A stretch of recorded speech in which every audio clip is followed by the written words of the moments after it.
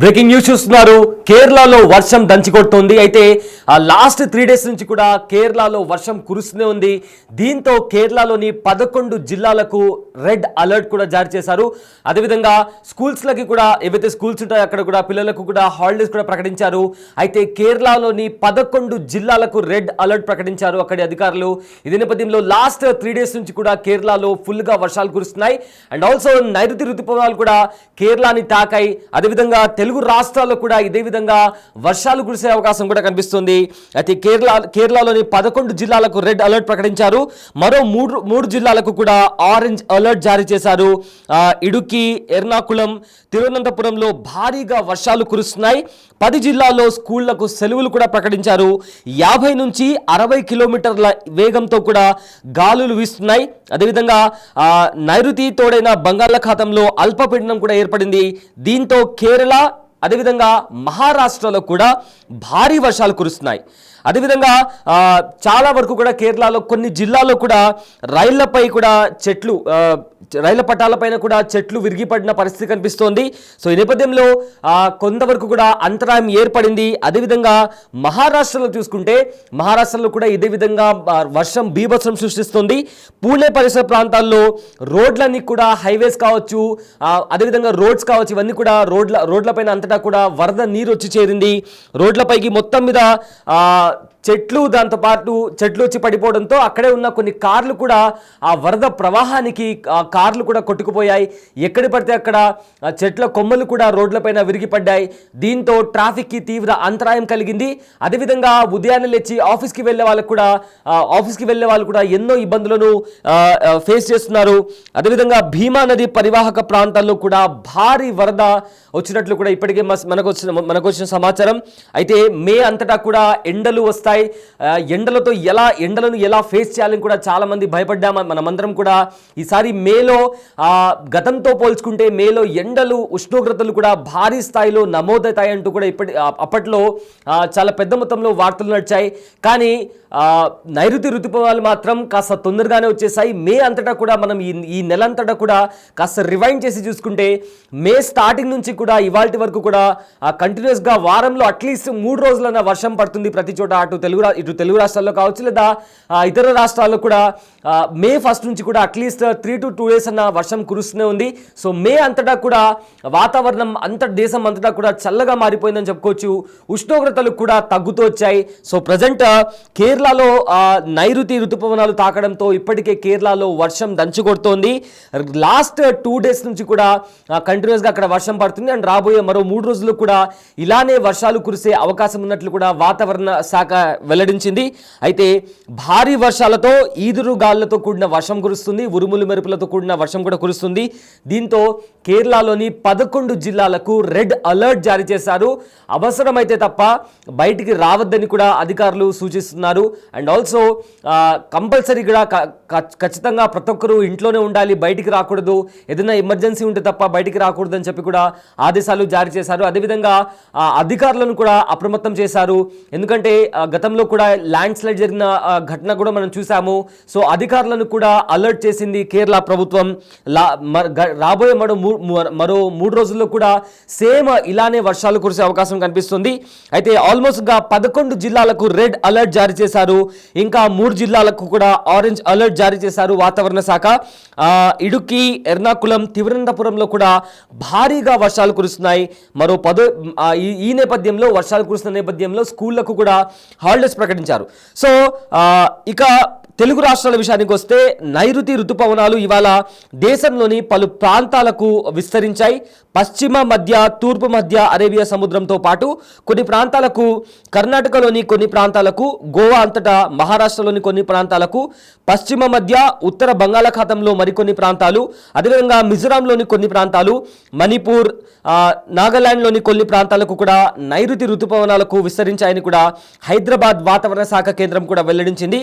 అయితే మరాఠ్వాడా, ఉత్తర అంతర్గత కర్ణాటక దగ్గర కూడా అల్పపీడనం ఇవాళ కొనసాగుతుందని కూడా ఇప్పటికే వాతావరణ శాఖ పేర్కొంది. అదేవిధంగా రాబోయే 24 గంటల్లో కూడా నెమ్మదిగా తూర్పు వైపునకు కదిలి క్రమంగా బలహీనపడే అవకాశం ఉందని కూడా వాతావరణ శాఖ చెప్తుంది. ఇదే నేపథ్యంలో రాబోయే మరో 3 రోజుల్లో కూడా తెలంగాణలోని కొన్ని జిల్లాల్లో అక్కడక్కడ భారీ వర్షాలు కురిసే అవకాశం ఉందని కూడా వెల్లడించారు.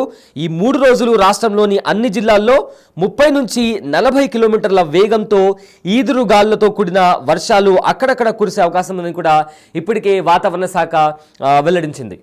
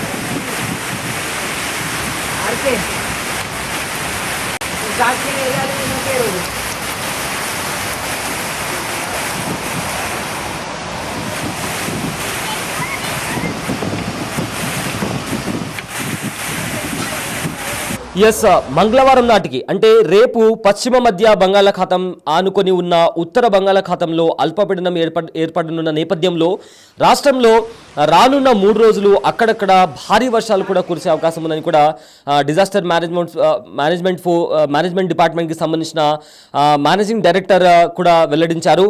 అయితే ప్రజెంట్ అయితే కేరళలో వర్షం కూడా దంచి కొడుతోంది. మొత్తం మీద 11 జిల్లాలకు రెడ్ అలర్ట్ జారీ చేశారు. అంటే అక్కడ వర్షం ఏ విధంగా కురుస్తుందో మనకు చాలా స్పష్టంగా అర్థమవుతుంది. రెడ్ అలర్ట్ అనగానే అధికారులు కూడా అంతా అప్రమత్తం అయిపోతారు. అండ్ డిజాస్టర్ మేనేజ్మెంట్ ఫోర్స్ కావచ్చు, అండ్ వెదర్ డిపార్ట్మెంట్ కావచ్చు, ప్రతి ఒక్కరు కూడా అలర్ట్ అవుతారు. సో ఈ నేపథ్యంలో కొన్ని గైడ్ లైన్స్ని కూడా ఇష్యూ చేశారు. అవసరమైతే తప్ప ఎవరు కూడా ఇళ్లలో నుంచి బయటికి రాకూడదు. కంపల్సరీగా ఏదైనా ప్రమాదం చోటు చేసుకున్నా లేదా ఎలక్ట్రిసిటీకి సంబంధించి ఏదైనా ఆటంకం ఏర్పడినా కూడా తగిన జాగ్రత్తలు తీసుకొని హెల్ప్ లైన్ నెంబర్స్కి కూడా కాల్ చేయాలని కూడా ఇప్పటికే వాతావరణ శాఖ వెల్లడిస్తుంది. ఇదే విధంగా చూసుకుంటే 11 జిల్లాలకు రెడ్ అలర్ట్ ప్రకటిస్తే మరో 3 జిల్లాలకు కూడా ఆరెంజ్ అలర్ట్ ప్రకటించారు. అండ్ ఆల్సో కేరళలోని చాలా వరకు కూడా 10 జిల్లాలకు సంబంధించి స్కూళ్లకు కూడా సెలవులు కూడా ప్రకటించారు. అండ్ ఆల్సో లాస్ట్ 2-3 డేస్ నుంచి కూడా కేరళలో వర్షపాతం భారీగా నమోదైంది. చాలా వరకు కూడా చెట్లు నీళ్ళ రాలాయి. అదేవిధంగా రోడ్లపైన హైవే దగ్గర కూడా భారీగా వరద వచ్చి చేరింది. సో చాలా చోట్ల రైళ్లపైన కూడా చెట్లు పడ్డాయి. దీంతో ప్రయాణం చేసే వారికి కూడా తీవ్ర అంతరాయం కలిగింది.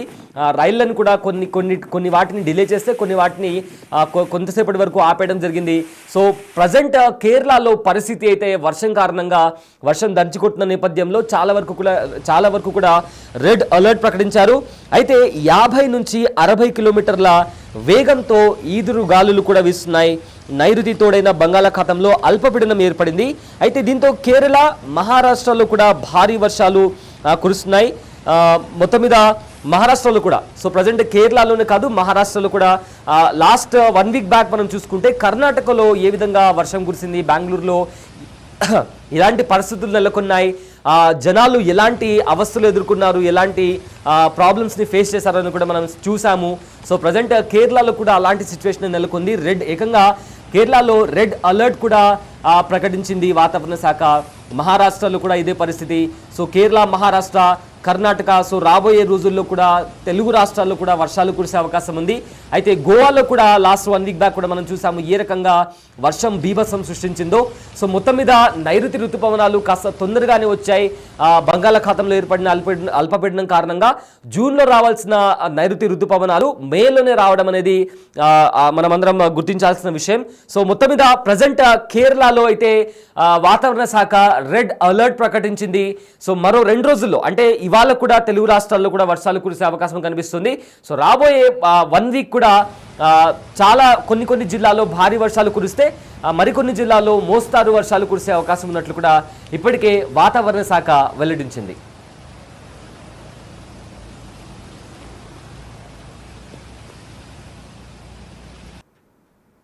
చెప్పాలంగా